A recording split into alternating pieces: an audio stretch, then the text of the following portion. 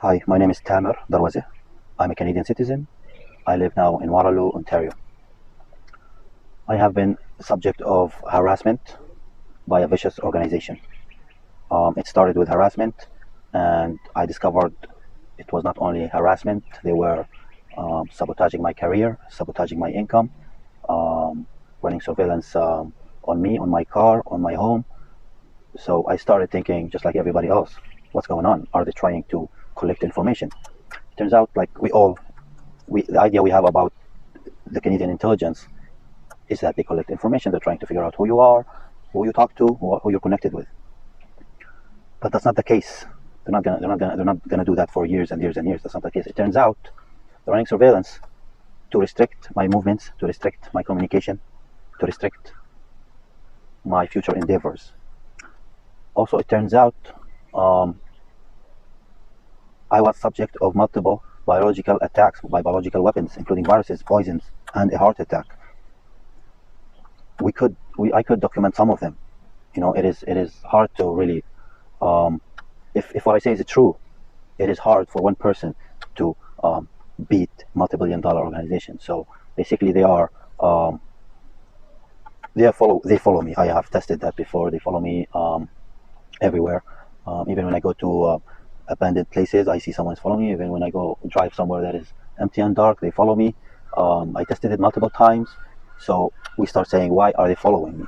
It turns out they are following me for their own agenda. They had their own agenda. They had their own fucked up analysis.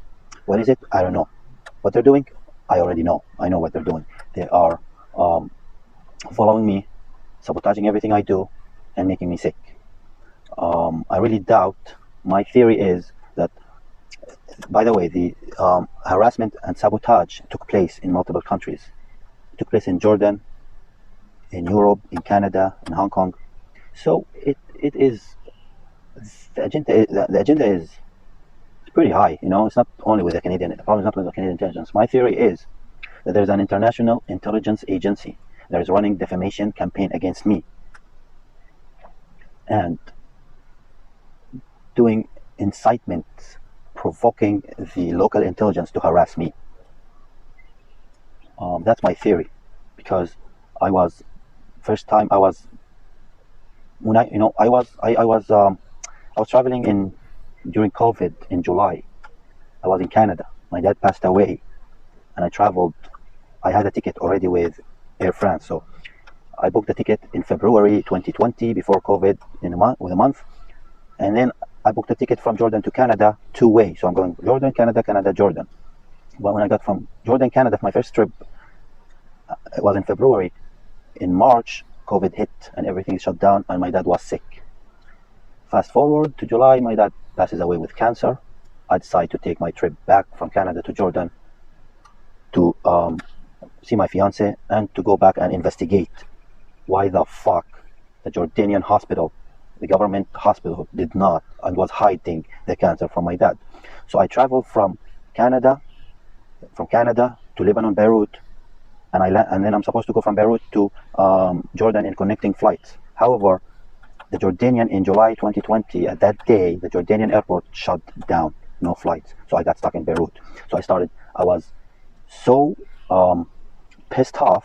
I really needed to get to the bottom of why the fuck they hid the cancer from my dad. So I wanted to go to Jordan somehow, even land. So I opted to go to Jordan through land, through Syria, and Syria was a war zone.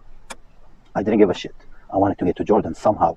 I wanted to get to that hospital. I wanted to get to the bottom of this. I needed to get to the doctor. However, I was kidnapped. I was kidnapped by the smugglers. So from Beirut to Jordan, there was smugglers, drug dealers and smugglers. So I ended up in their hands. I was kidnapped by those smugglers, which has stopped the whole trip. And then a whole new story comes up. My family, my friends, they find out I'm kidnapped. They really phone call every person they knew, whether in Lebanon, in Jordan, in Canada, in Syria. Thousands of people were working on it. Eventually, with the help of the Syrian government, with the help of Jordanian government, with the collaboration of both, I was released. I was released after 2 weeks. And then I get to Jordan, and then the Jordanian intelligence, they I was told, and I've seen it. They said you will be the subject of surveillance. Well, here's the thing.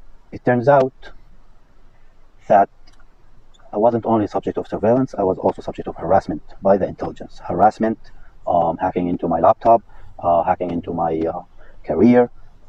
It was messed up.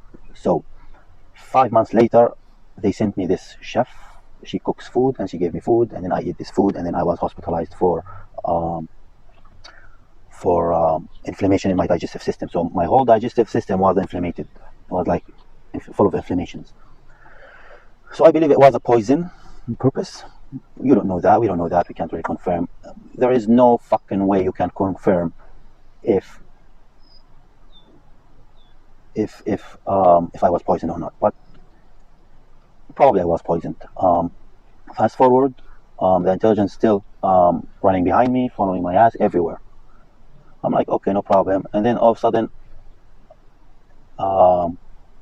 breaking news in Palestine, things are happening, things unstable. I was infected with corona again. Now at this point I'm like, why the fuck? What's the pattern here? Like, why they are following me? Is there a correlation between infecting me and the surveillance? At that point I didn't know what's going on. I'm starting to come up with assumptions, and then I realized something. I'm like, would be really smart, why would they spend their resources, their money, their gas money, and their people on the ground following me? That would be exhausting. It would be smart if we infect him and put him in bed for some time. So I started learning something. If it is true that they are running behind me everywhere, they are exhausting their resources. Because they have people running behind me, spending gas, spending meals, spending time, salaries. So it would make sense to fucking infect him and put him to bed. And then when I got infected with a really aggressive virus, it was I was in bed, I had fever, I was so sick. Second day I look at the news and I realized, fuck, there are many protests breaking out in Jordan. They had protests everywhere. I'm like, now that makes sense. All the people who are following me, they got busy with the protests. Like, if I was a suspicious person posing risk at them, now with the protests breaking out, they have fucking thousands of me.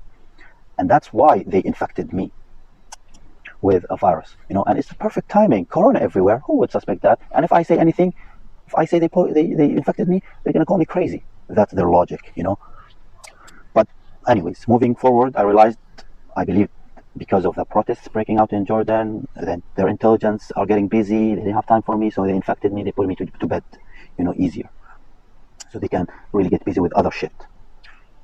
I realized that. I was subject to viruses. I'm like, that is serious. Today is a virus, tomorrow is a complete assassination. So I wrote a memo in January 2021 when my digestive system was destroyed. I wrote a memo and I said, if I die by a heart attack, or I die by a poison, or I die in any natural causes, it would be the Jordanian intelligence. At that point, that was my knowledge so far, because I started learning Jordan. So a few months after that, that was in January 21, I wrote the memo, but I got infected in May again. So in May, I started thinking, you know what, it's time to get the fuck out of here and go back to Canada. So it was August. I was saying, you know what, there is high probability that what I have experienced in Jordan will be there in Canada. There is a pretty good chance. Like, let's find out. And I traveled to Canada, and I realized that the fucking exact same model is in Canada. People are on my ass. They're following me with cars. They're following me on foot. So I started thinking, like, shit, this is bad. And then so when I traveled in Canada in July 21, there was a quarantine condition. When I arrived to Canada, I had to quarantine for 14 days. Sure, I quarantined. The 12th day, I got infected. How? I don't know.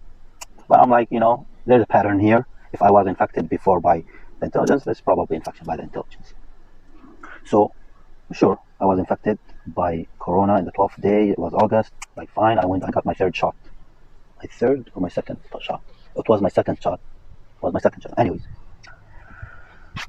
fast forward, I realized this. I go to some MPs, member of parliaments. I tell them what's going on, and they tell me go to police. It would make sense, like any Canadian who thinks that their safety is at risk. There's only one entity that that can help them. There is nobody else. Only one entity is the police station of wherever they're residing.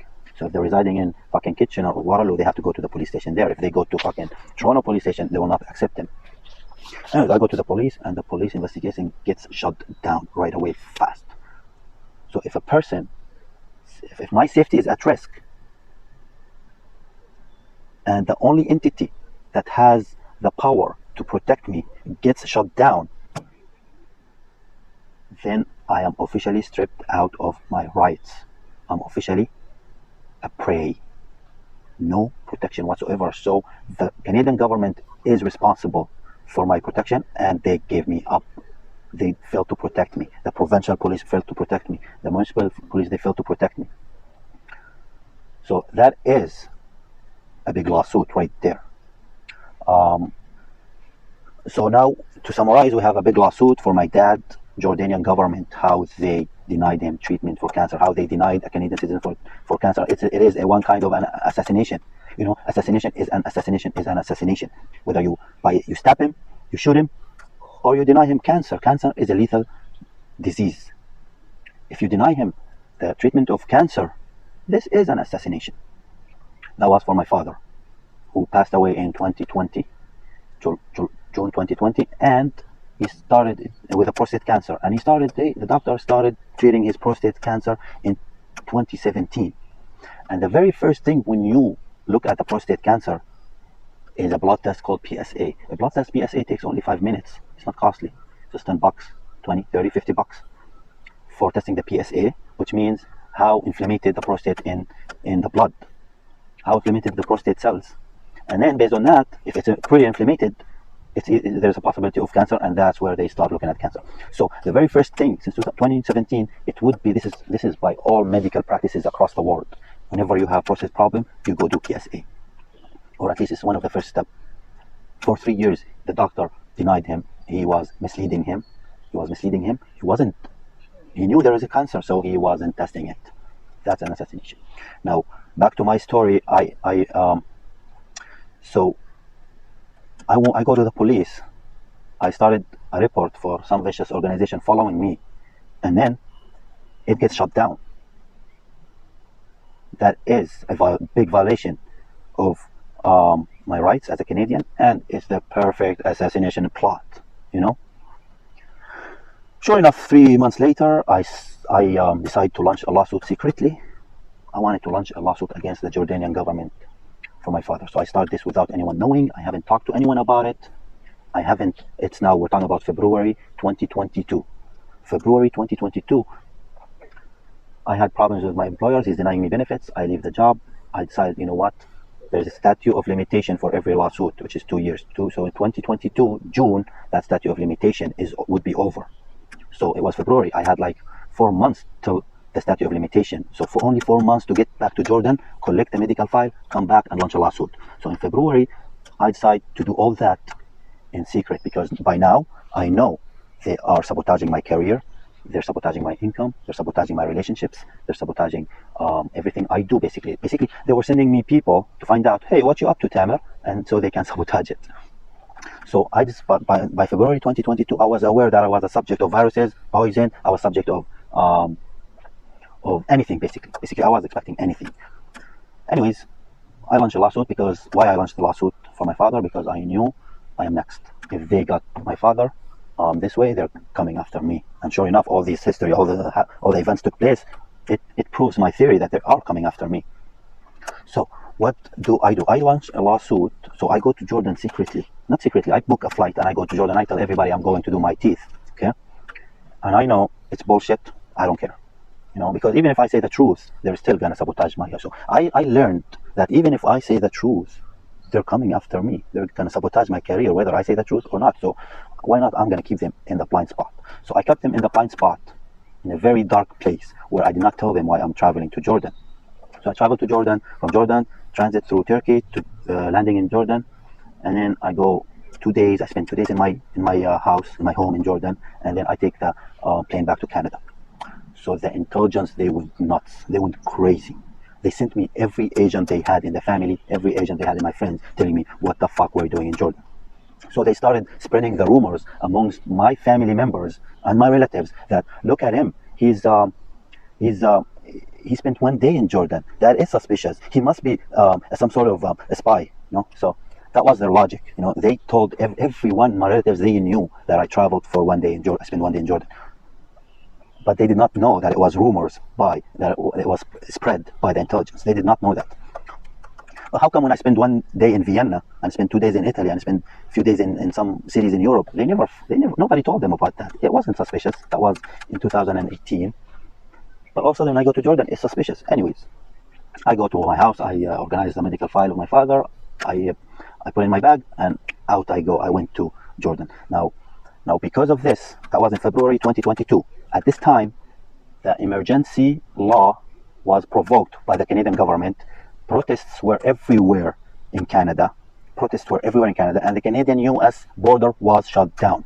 And Tamer is secretly traveling. This is the briefing for the intelligence. So the intelligence, they had a briefing. The briefing was Tamer is traveled across the world for 1 day and came back, while the emergency law was provoked in Canada, while Ottawa is shut down and protests are breaking out everywhere, while the Canadian-US border. So they connected everything together. And then all of a sudden, a couple of weeks later, I fucking get a heart attack.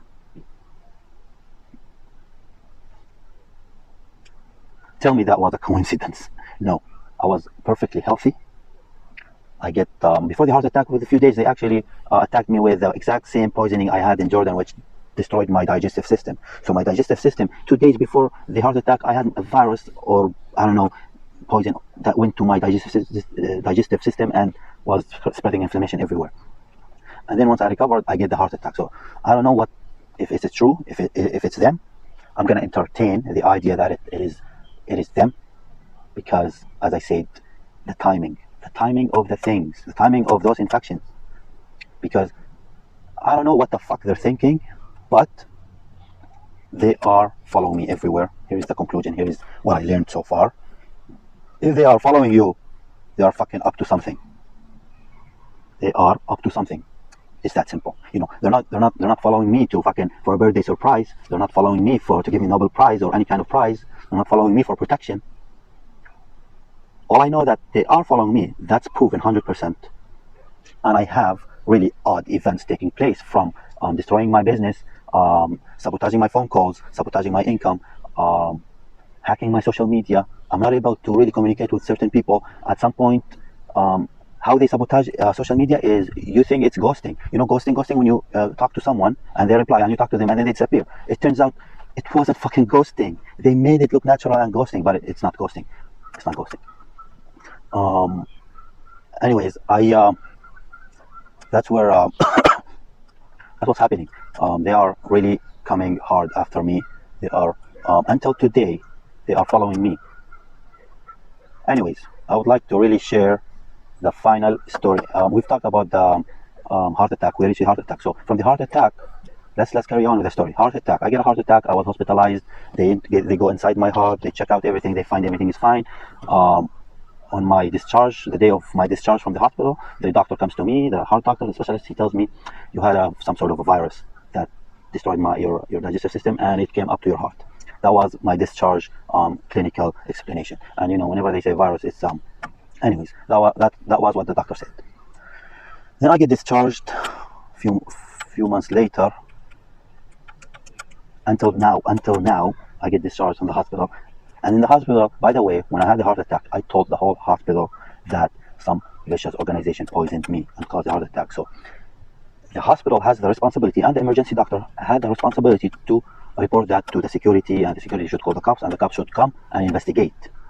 Well, guess what? The doctor told the security, and somewhere between the lines, they got shut down. Like security or the cops, they got shut down. Nobody showed up to investigate, which is a violation for my rights again. Clearly, it's not fucking Pablo Escobar is after me. Clearly, it's not Bin Laden is after me. It's the government. It's fucking somebody, some organization in the government that's got access to the resources, access to shut down investigations, shut down officers. They probably use extortion. Anyways, I was discharged from hospital, and then I go home. I stay home a month, and then a month later, When I fully recovered, I start going out, and then I get sick again. But this time, until this moment, nobody knows. Until this moment, nobody knows why I went to Jordan. So the intelligence is still, they have those questions marks everywhere. I'm not intending to tell everyone why I went to Jordan until my lawsuit is fully launched. And I have to launch it before June. Anyways, sure enough, I get sick. So they bombard me with fucking viruses. They bombard me with asthma causing viruses. So I was diagnosed with asthma, which the doctor, he said, oh, you're gonna have to take the asthma medicine forever. Anyways, June comes, I launch the lawsuit, I'm sick. From May to June, I was taking a workshop, a training with the union for concrete. And on day one until the last day for 2 months, my classmates, they saw me coughing so hard, constantly and consistently. From day one until last day, that's 2 months of training. They said they got to know me coughing, and they said bye to me when I was coughing, and I was coughing so hard. And why? Again, having all the history we know, and the fact that the intelligence until this moment, they don't know why I went to Jordan. So they attack me with viruses. So I was coughing so hard, I almost died. I almost suffocated, because when your nose is clogged, you can't breathe from your nose. And if you only have your mouth to breathe from, and your mouth is busy coughing, you're not breathing. So if this is clogged and this is coughing, you're suffocating. And that's exactly what I suffered from.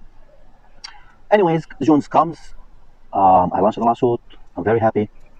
And I decided mid-July, I decided to break it out to everyone. So in July, I break it out. I told everyone why I went to Jordan. I went to Jordan to pull the medical file of my father so I could launch a lawsuit. And I launched the lawsuit.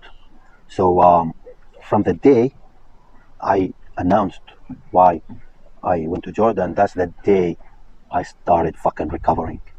I recovered. Asthma is gone. My fever is gone. My coughing is gone. I am almost back to normal. Everything is normal. I was healthy again. It took me like 2 months. It took me a month to get healthy. Now, as soon as I was fucking coughing for 2 months straight, non-contagious. It was not contagious. It was just coughing. It was not contagious because nobody got sick during those 2 months. And then I break it out, and everybody knows now why I went to Jordan, including the intelligence. So there was like it was a relief for everybody. It was a relief for them. I didn't know they were after this piece of information until later. So at the moment, I didn't know they were after this information. All I know, I was sick. I was coughing. But when I announced why I went to Jordan, and I started fucking recovering, and I was back to normal, because I'm the only one who can really put all these events together. I'm the only person in the middle of all this. So I'm the only person who can see things and piece the whole picture together. So I recovered, and I realized, oh shit, all this cough, all this sickness. And once I announced it, I started recovering. I'm like, holy shit. Anyways, the following story is the most interesting story of all, because that's like the whipping cream of the whole thing. You know, it's like the finishing, the following story. Anyways, I announced it. It was July. It was relieved. I traveled with my aunt and my mother to France. We come back from vacation, and then fast forward, I go to school, and I started noticing that they are still following me. And by now, like I went to school in January 23, Laurier, and then I realized something. I realized they are following me, and having the history of everything we said, now I know they're not following to collect information. They're following to fucking harass me. To fucking as I said, okay, let's talk about why they're following. Now that I have mentioned everything that happened, from sabotage, intercepting my phone calls, viruses, all this shit, now let's talk about surveillance. Why are they running surveillance? It turns out they're running surveillance because they have, this is my theory, they have a commercial spyware. This commercial, it's a software. It's a big ass powerful software that the government use. It's called commercial spyware. It came in the headlines recently. This commercial spyware, it's the software that does the sabotage that I was mentioning. So I mentioned they have sabotaged my career, my technology, my social media, everything, and my chats, whatever I communicate. Who does that? It's not a person. It turns out there is a software. It's called commercial spyware. And recently, it was in the headlines where Trudeau sent a message to the United States, and they told them, this commercial spyware, you guys need to take it easy because it's causing problems. It does. It's causing all my problems. Anyways, this commercial spyware, it comes with recommendation, user manual. You know, when you buy something, it tells you how to use it best. This commercial spyware It's my theory, you know. It's saying if you want to fucking sabotage somebody and intercept their phone calls, you better be running surveillance on them. Because if you sabotage his phone calls, he can. If you're not watching him and you're not following him, he can easily go to the mall and acquire a new number, and you will never find about it. And that's a vulnerability in the software. So in order to avoid that, stay on his fucking ass. If you want to sabotage somebody from making a deal with an investor, he can go and find another investor. And in order to avoid that, stay on his fucking ass. That's why they're fucking running surveillance. They're following me to prevent me from acquiring help, acquiring new channels, protecting my privacy. That's why they're fucking following me. They're not following me to collect information. That was fucking day one or month one. 99% of the population, when they follow you first day or first month, that's they're getting to know you. But not for years, following me for years. It turns out they're running surveillance to make sure I do not protect my privacy, to make sure that my privacy is always sabotaged. They make sure my phone calls are under surveillance. So if I do a deal, they can cut it out. You know, not doesn't necessarily they cut all deals. It's pick and choose. It's up to them. Oh, we feel like for example, they didn't mind, like when when I worked as an Uber driver, they never intercepted that. They want me to see me as a driver. But when I fucking applied for a construction manager, they were making sure he does not get a construction manager job. You know, because it's paying $40 an hour. No, they don't want me. But at the same time, they want to see me as a driver. You know, because they always they want to control things. It's not they don't want me to do anything. They pick and choose. It's up to them. It's up to them and to their agenda. Anyways, as I said, there's a really interesting story now. It's coming. You guys judge for this one. I decided to flee to China because fucking I was studying in Laurier and they are watching me. They are following me. So the conclusion was, I'm like, if they are on my ass, then they are up to something. As I said, they do not follow you to get you a birthday surprise. They do not follow you to give you a Nobel Prize. They do not follow you to protect you. The conclusion was, after all these viruses and sabotage, they only follow me if they are up to something. And I said, it's probably a bad thing. It's probably a bad thing. And having the heart attack last year is it's no longer a joke. So I make sure that they are following me. And turns out, yes, they were following me, and they were like intensely following me. So I'm like, shit, there is something up. So I decided, you know what? I have to flee to China. But I never say China. I never mention China. I do the exact same thing I did with Jordan. I tell everybody I'm going to Hong Kong, okay? Because I know for a fact, if I say anything about China or getting outside the radar, they're gonna come after me. So I say to everybody, I actually don't say anything. I never mention anything. I never book the ticket. I never mention. So until 48 hours before my travel, nobody knew anything about my travel. 48 hours before my travel, that's when I booked the ticket. Within 2 days, I have to travel, because if I give them more time, they have more time to sabotage the trip, to infect me again with the virus. They have more time to do things. So 48 hours to Hong Kong. People ask me why you're going to Hong Kong. This time I tell them I'm fleeing from the fucking vicious organization. I'm going to Hong Kong. I'm fleeing to Hong Kong. I never mentioned China. So I land in China. I fly from Canada. I land in Hong Kong at 12 midnight. Transportation starts at 6 a.m. in Hong Kong. So I was waiting 6 hours in the airport until the transportation. And as soon as transportation started running, I fucking hit the Chinese border right away. I hit the Chinese border, and as soon as that, because they are running surveillance on me in Hong Kong, and as soon as they didn't know where I was going until I ended up in the Chinese border, and then they have a confirmed information. Oh, Tamer is now Chinese border. He's trying to get to China. So, and that's where, when I went to Chinese border, there are two different borders. One that gives visas, one that doesn't give visas on border. So I ended up with the wrong one that doesn't give visas. So I had to go again. It's like 1 hour trip to a different border. And that's where they intercepted me. They prevented me from going to the border, and they said, you need a PCR test. Someone from Hong Kong intercepted me, stopped me, and prevented me from reaching China, and told me you need to get a PCR. I'm like, okay. First thing, I was skeptical, and then I'm like, yeah, sure. I went to back to the airport. He told me if you go to the airport, you'll get it right away, but it was $500 Hong Kong dollars, which is equivalent of $100 maybe. Anyways, I go to the airport. I don't like the price. I'm like, you know what? I'm gonna go down to Hong Kong, enjoy my time a little bit, and tomorrow I'll figure it out. I go back to Hong Kong. It's still the first day. From airport to Chinese border. From Chinese border, I was denied I'll go to the other Chinese border. I was also intercepted. They told me you need PCR. It's the same day I go back to the airport to get the PCR, and then I'm like, it's too expensive. I'm gonna go back to Hong Kong, figure it out. Until now, everything is fine.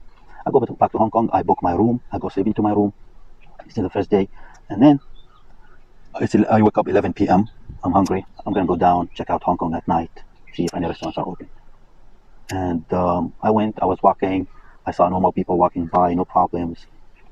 And then my first intersection, I noticed there was a hooker or a girl just circling around. I'm like, this is suspicious. I kept moving. I kept moving between the buildings, checking it out until I reached some restaurants, and I reached McDonald's. This is where it gets interesting. I go to McDonald's, and there's this girl who pulls behind me, really close. And she didn't speak English, or she pretended she didn't speak English. And then I ordered my meal, and then she was behind me. She ordered. She was being nice to me, smiling, trying to speak English. Like, okay. And then I sit down, and beside me, all the tables around me are busy except one beside me was full of garbage. Some people just finished and left, so it was full of garbage. So she had her food. Once she got her food, she came and she sat down on this table. And then she started, oh, where are you from? Blah, blah, blah, blah. And then while she was talking to me, there was another person came and sat in front of me and started talking to me. Later, to me it's normal. Someone talking to me, she's talking to me, she's trying to get to know me. Things are normal so far. But it turns out the next day I found out a different version. Like I think they were up to something. It turns out, anyways. Fast forward. Let me tell you. Fast forward. That girl, she wants my number. I don't have my number. I didn't have a number at the time. She gave me her WhatsApp. I took a screenshot of her WhatsApp, and then she said, while she was eating, she started feeding me fries. She fed me her fries, and then she's like, "Would you like to split my chicken?" And she with her hands, she split the chicken and she gave it to me. And then I'm like, if she's feeding me her food, she's interested. Anyways, I'm like, you want to go for a walk or get a dessert? And then she fucking say, I have to go sleep, and she storms out. Fuck, it's crazy. Like, what the fuck just happened? Anyways, bye bye. I go back to my room. I sleep. The next morning, I book my testing in the airport. I decided I'm gonna go back to the airport and take that PCR test. I book it right away. I get lucky. I have early appointment. I go there. I do the test. The test within 2 hours comes negative, like perfect. And then 3 hours later, I get sick. I get very sick. Fever, cough. All the everything that the PCR is trying to find out. Everything the PCR is trying to test. I get sick. After my PCR comes out, so I decide. So here's the conclusion. I'm like, shit. It turns out that there's high probability that girl, she fed me her fries. She touched her fries with her hands, and she fed me the fries, and she fed me from her chicken to fucking infect me. But the virus wasn't fast enough. I was faster than the virus. I was faster to get to the airport and do the testing the next morning. I was faster. I made it to the testing before the virus made it to my nose. So that's exactly what I was saying. I did not tell anybody that I'm going to China. I did not tell anybody I'm going to Hong Kong until 48 hours before my trip, so they do not infect me. Now, after I travel to Hong Kong, until when I land into Hong Kong, nobody knows that I'm going to China until I ended up in the Chinese borders. They figured out where I'm going. They figured out my destination. So after I was denied entry because I went to the other border and somebody else intercepted me, I went back, and that's where I believe the International Intelligence Agency, they decided we have to infect him. So he gets his. We have to infect him before he gets his PCR tested. And that's where, in McDonald's, a girl sat beside me with her food. Another girl, she was talking to me from far away, distracting me. They had a plan. She fed me with her infected hands, or I didn't pay attention what she did to her food. I'm not paying attention to anyone's food. But she fed me with her hands, she fed me her chicken, and she stormed out. Doesn't make any sense. And if you want to get to know me, just stay. So the question is now, this story this story tells us a lot about the past infections. It tells us that they are willing to infect me without a legitimate reason. They are willing to do things without a reason. That is the conclusion. Heart attack, poison, infections, I've never seen how they've done it. Did they infect my food? I've never seen it. But in Hong Kong, in Hong Kong, because the reason they follow you and they're on surveillance is they want to learn your routine. They want to learn your favorite food, your favorite drink, your favorite restaurants, where you go again and again and again. Because once they understand your routine, they can target you. But what happened in Hong Kong, there was no routine. They did not have time. They were really in a race. They're racing. You're trying to get this virus inside me before I do the PCR test. And they succeeded, but I was faster. I was faster than the virus. So this video is dedicated to all my friends and relatives. It's dedicated to anyone who's willing to help find out what the fuck's going on. A little bit about my background. I am from Palestine. I'm a pro-Palestinian. I served as the Palestinian president in the University of Waterloo before, and there's a high correlation between me being Palestinian and the harassment.